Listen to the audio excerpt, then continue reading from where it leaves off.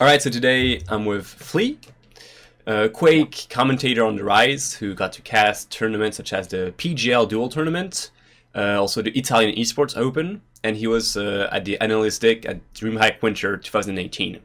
So, how are you doing, man?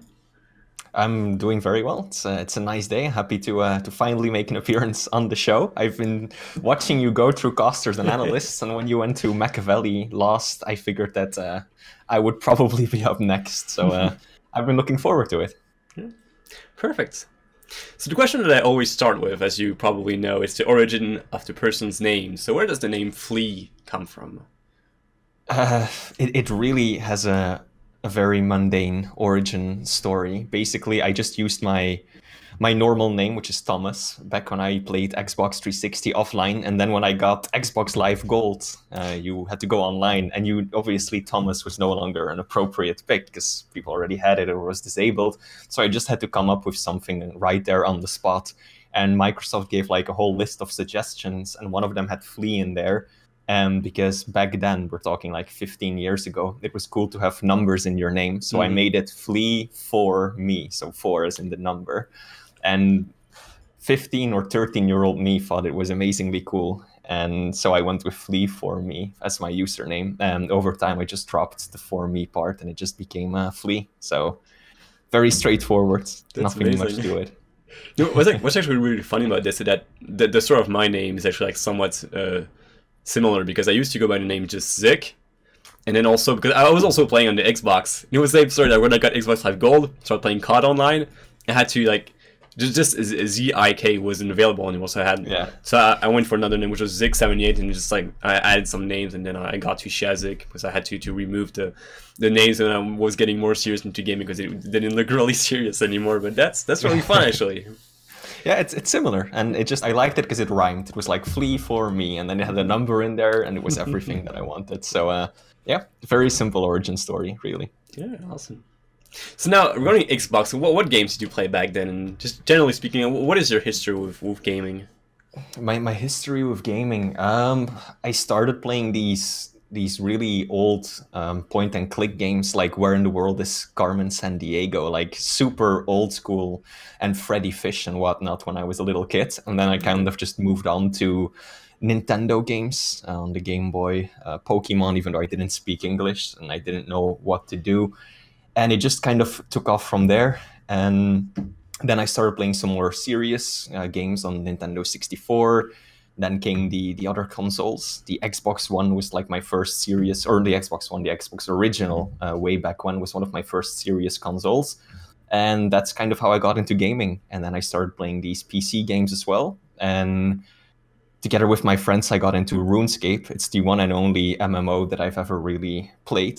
And shooters. So the old Battlefield 1942, the old Dooms, Wolfenstein Enemy Territory, that was my go-to game for most of high school. And that's basically how I got into it all. And I went to some summer camps that we had, which were part sports and part video games. It was awesome. It was like a summer camp that we went through over summer. It was like 10 days long, and you had half a day was sports, half a day was video game LAN parties. And so I really got into Call of Duty, Battlefield, and all those games. And then I just, Halo, Call of Duty, Wolfenstein, those were like my main games throughout high school.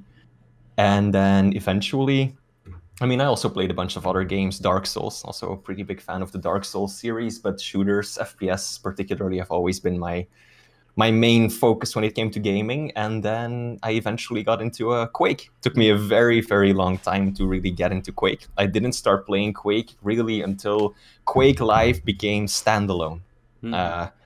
Because I found out about it because there was this whole thing about ET Live, which was like a reboot of Wolfenstein Enemy Territory, a fan-made project. I don't think it ever took off or ever was completed, but it's that way that I learned about Quake Live, which was free standalone Quake game. And that's when I started playing Quake. I think that was back in like 2014, really, and never really put it down. Loved the game thoroughly, and yeah, then I eventually started streaming, and that's kind of where we are now. Okay. So that's more or less my gaming history. It's pretty straightforward. All right.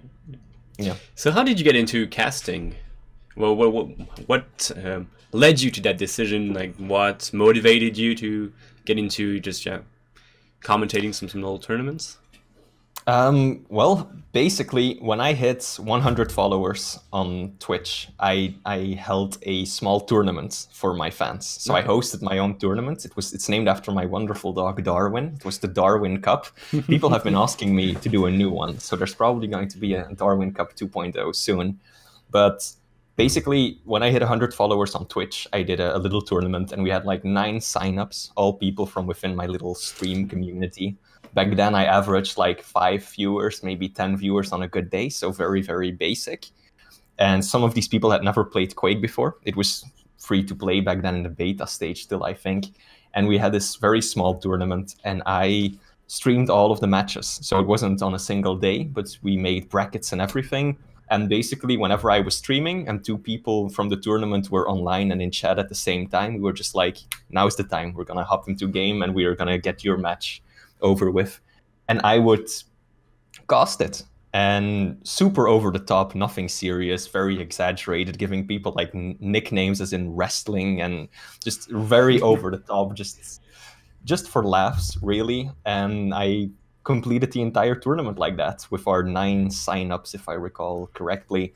And then I finished the tournament, and several of my viewers said that they really enjoyed it. And it also gave my channel a bit of a boost, because plenty of people were browsing through the Quake Champions page on Twitch, and they would see like, oh, it's a tournament being hosted. So let's take a look at this wonderful tournament, who's playing. And then it would be like people who had never played Quake before on stream.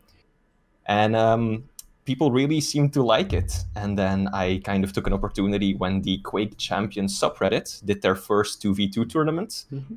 And I just contacted them and I said, would you mind if I streamed this and casted this? And I think that was my very first tournament that I did.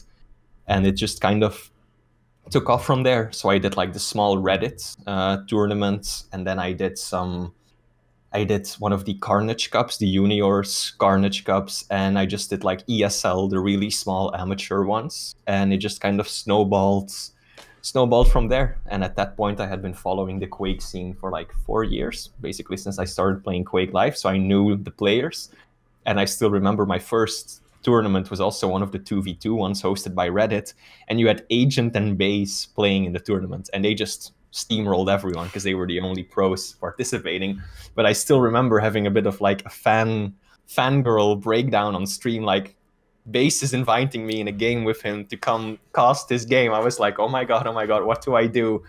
And then it just went from there. And then I started doing the Battlefy amateur tournaments, and I started doing you had the Quake Open League, the Challenger division, and so I just started doing more and more tournaments. And basically, whenever Zoot couldn't cast one of the larger tournaments, I jumped in and I took over. And people seem to quite like my casting because the channel grew pretty quickly. And after it all went really fast, because this is in the period or in the span of like 5-6 months from my very first tournament till basically I got a message on Discord from Tokyo Punch-Out who said, hey, just letting you know, you're about to get a message from 04. And like half a minute later, I got a message from 04 asking me, do you want to come do PGL out of nowhere? And at first I was like really confused, and I was asking like you mean like go there to the LAN? And he was like, yeah, of course. And I was like, oh shit, this is big. This is a first actual proper LAN. And that's kind of how it all started. So I was very, very surprised that they would just ask me after all I had done were these smaller amateur tournaments. But apparently I did show up on some people's radar, and Sync Error had been in my chat quite often, same with Tokyo.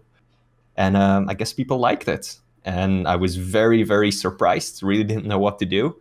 And at first I was even like, oh, they're giving me the privilege to come cast for them. This is a great opportunity. So I was already thinking like, I just have to get to Romania for PGL. And that'll be fine. I'll make a trip out of it. And then John told me like, yeah, of course. And we're covering your flight, we're covering your food, we're covering everything. And I was like, this is amazing. This couldn't be any better. Of course I'm going to do it. And then he asked me, so what's your daily rate? How much do we have to pay you? And I basically would have done it for free. I probably would have paid for my own trip, but they can't know that. But I was very surprised. I was very honored that they would even give me the opportunity to come cast for them, and it was a great experience. So I did PGL in Romania, and within like 2 weeks after PGL, I got several emails which were basically immediately asking me like, hey, do you want to come do ESL Italy, and do you want to come do DreamHack?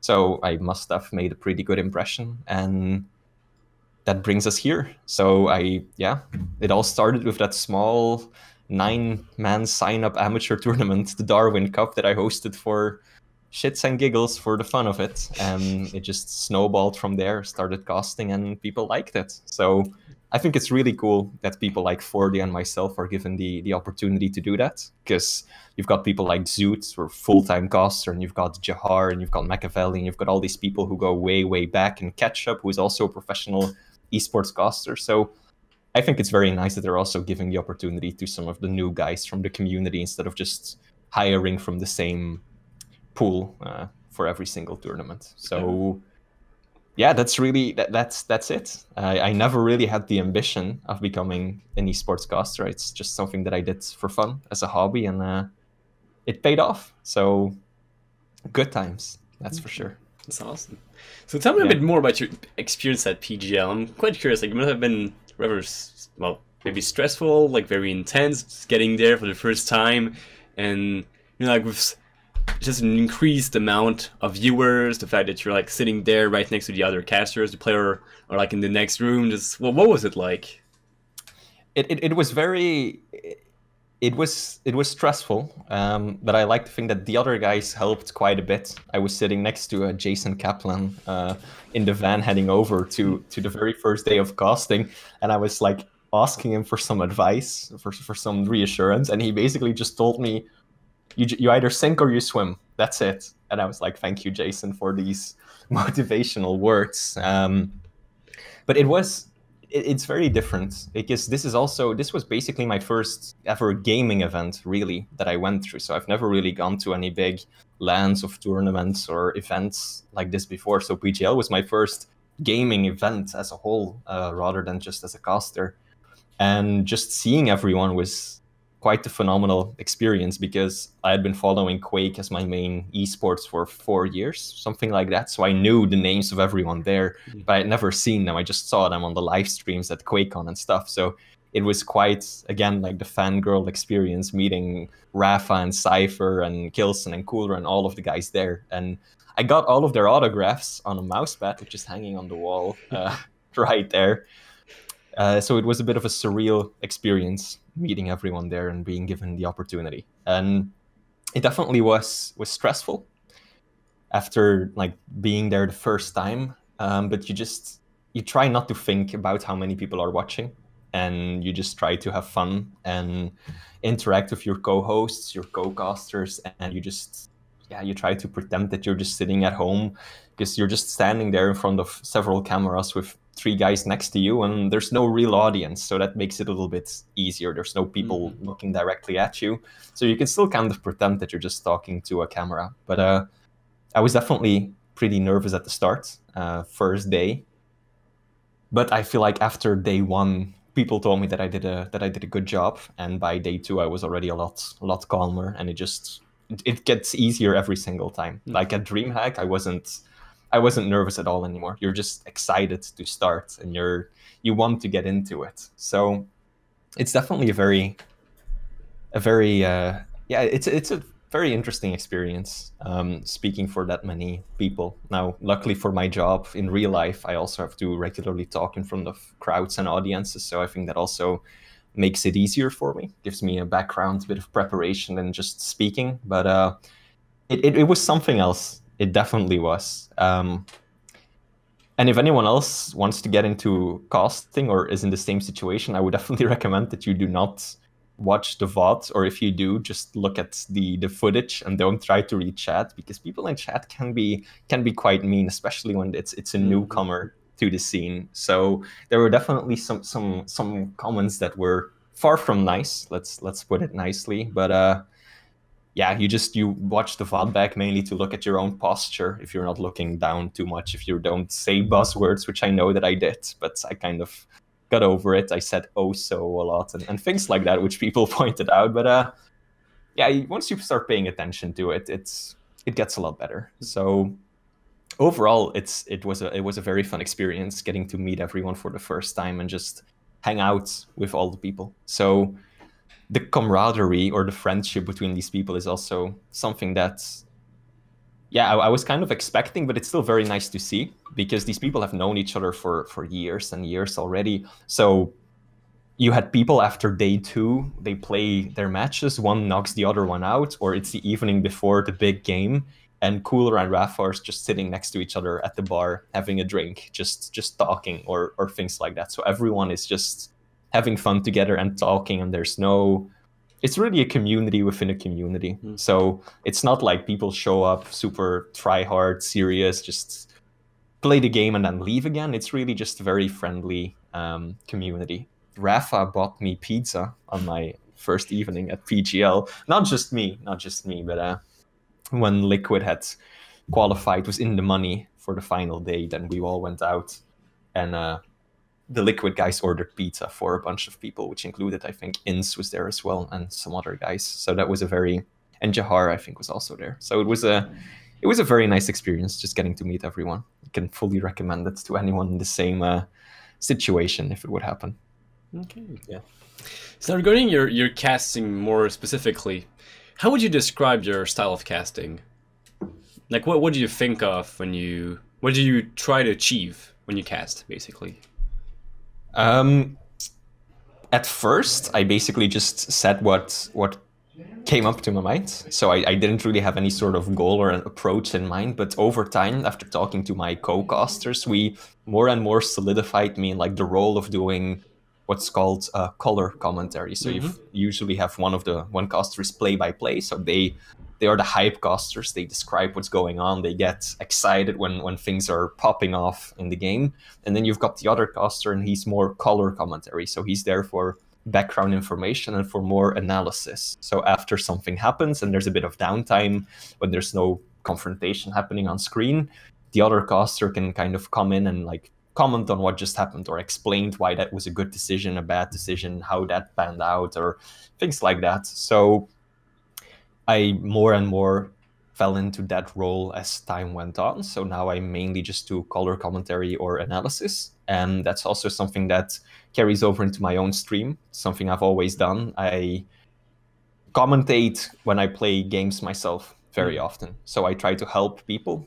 It's a big point of my streams to help newcomers get into the game. So I will explain things when I play duels, why I make certain decisions, why not. I very often just go into custom games to answer questions, to explain movement, to talk about positioning, weapon choice, all of that. And I kind of try to carry that over into my casting as well, at a higher level, of course. So not too basic, but I try to give more of an analysis, more of a background, so that people can better understand what is happening and why something happened or didn't happen. And yeah, that kind of built up to DreamHack, where all I did was analysis. So that was very different. I didn't do any live casting. I was just analysis before and after each matchup, and very different from casting. In my opinion, it's more difficult than live casting, doing the analysis. And it's a very different approach, different mindset. And it's something that I talked about beforehand with people organizing the tournament and 0-4. And I was basically told that he and many others really like my analytical insights and my coverage of what just happened and just more detailed color commentary. So that's why the decision was made to kind of settle in roles so that we wouldn't... At DreamHack, there were also pairs of casters. So you always had the same people with the same other caster basically rotating around. So that's why it was decided that I would just do analysis. And I felt like it suited me well, even though I definitely want to do more just live casting as well, because it's fun to sometimes be hype and excited, which you can't really do like 10 minutes after something has happened. So yeah, I think that I try to do more analytical insights into the game when I cast. It's my main thing, I would say. So are there any casters that had an influence on on the way you cast, and casters that basically like maybe made you want to begin casting, or that were that inspired you in the way you cast today, or that you look up to, maybe? I mean, basically all of the Quake was my first esport. It's really, I also followed, but at I'm just Quake is my main focus. So I think I took a lot from the Quake casters from back in Quake Live. So you had DDK, you had Too Good, you had Zoot. Those were like the three main casters back at the end of Quake 3 and then Quake Live. And then Zoot basically became the only one to continue Quake Live for a long time. So I think that, if anything, I learned the most from these guys, and also from just talking to them. And yeah, Zoot's been really great in that regard. I talk to him quite frequently, especially when I started out casting, and he gave me some feedback, he gave me advice.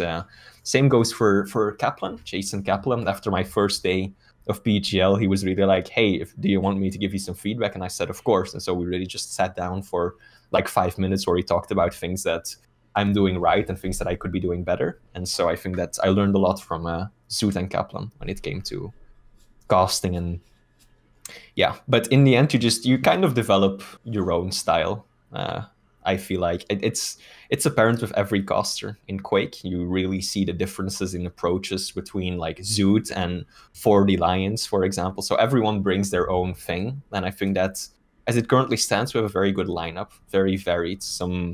We've got some really good hype casters. We've got some very good analytical casters. We've got people who bring the humor, the jokes. We've got people who bring the extreme professionalism. So it's a very nice mix, I feel like. But yeah, to answer your question, probably like DDK, Zoot, Kaplan. Those are guys that I definitely look up to when it comes to the casting. And same goes for the others, Jahar and such as well.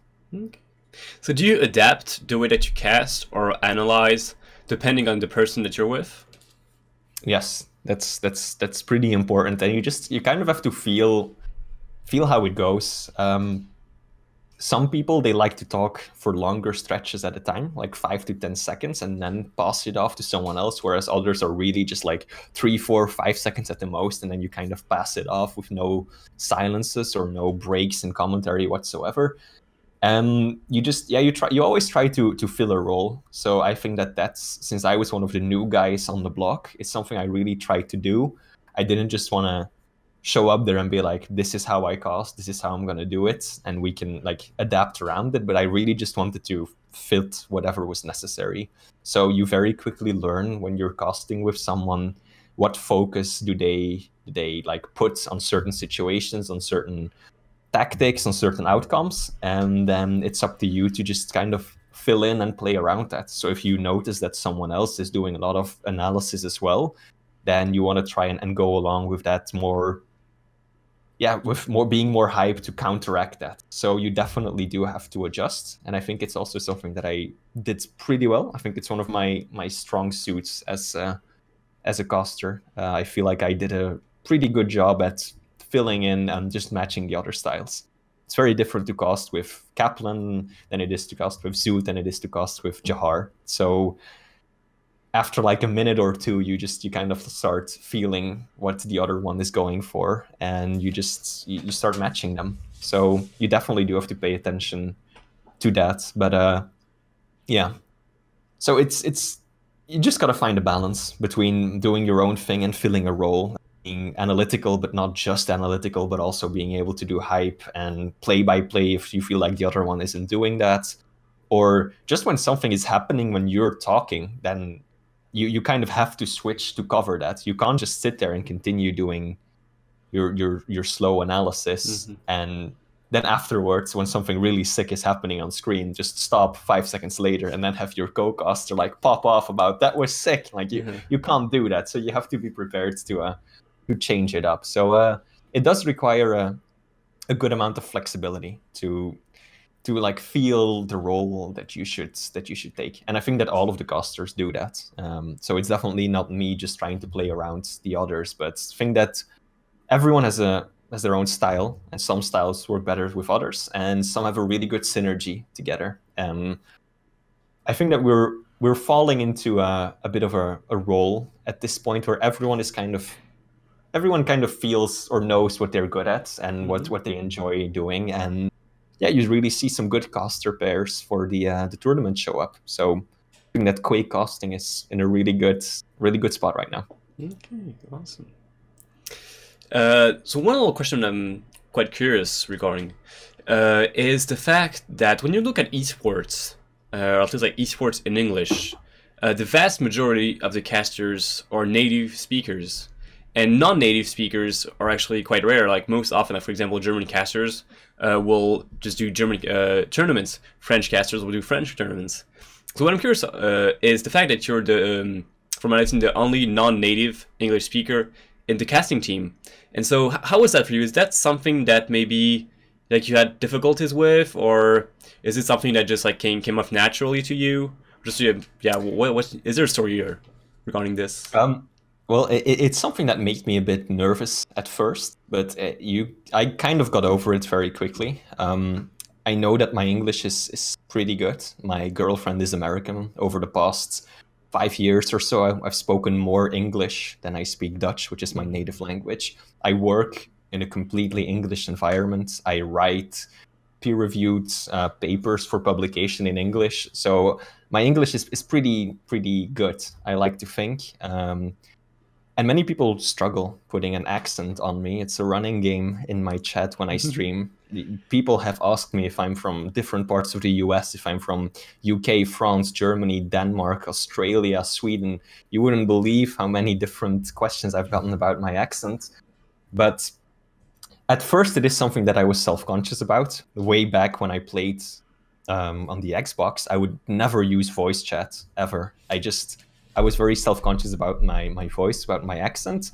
And so Twitch streaming was it was like therapy. It was just jump into the deep end of the pool and get over it. So instead of being nervous about speaking with a person or a lobby of gamers, just throw yourself out there for who knows how many people might watch you and see what happens. So for me, it personally has never really been an issue. I've also noticed that I'm the only non-native caster on the Quake board. I have been asked by other games to do casting for their products and for their tournaments as well. So I feel like it's really not much of an issue. I think that if my English was lacking, if it was inadequate and didn't meet the expectations, I just wouldn't be asked. But yeah, at this point, I feel like it's working out quite well. I've never had any bad experiences with it. I've never had anyone come up to me and say that I shouldn't be casting because English isn't my native language, and I intend to keep it up. Problem is that while there are German esports and you've got French esports as well, I think that the Belgian and the Dutch esports scene is practically non-existent. So there's nothing for me to really just cast in my native language. So English is basically the only language that I can cast in. It also reaches the broadest audience. So yeah, I sometimes have to remind myself to speak Dutch because English is basically all I ever speak anymore these days. So I feel like it hasn't been an issue for me at all. I think it can also help people who are trying to get into casting, because many people like a certain accent. If your English is good enough and you've got a little bit of uniqueness to your voice, I think that can also be a strong selling point. So for me, it's something that I was a bit self-conscious about. At PGL, I also asked the people from it if everything was okay, if I was doing a good job, if I needed to change something or try and pronounce things differently. But they said, "No, you're doing a great job, so just keep it up." And that's exactly what I've been doing. So for me, not being a native English speaker has definitely not been a problem at all. Okay, that's awesome. Yeah. So for my final question, do you have any interest running esports outside of Quake? Like, for example, in the future, would you be interested in casting some other games or doing some analytical content from games outside of Quake Champions? I would be interested, yes. I definitely am, but I need to be able to combine it with what I currently do for a living, because I'm not a professional esports caster. I'm not like, for example, Zoot or Ketchup or Jason Kaplan, who are all professional full-time casters and esports personalities. So it's a bit more difficult with all the traveling.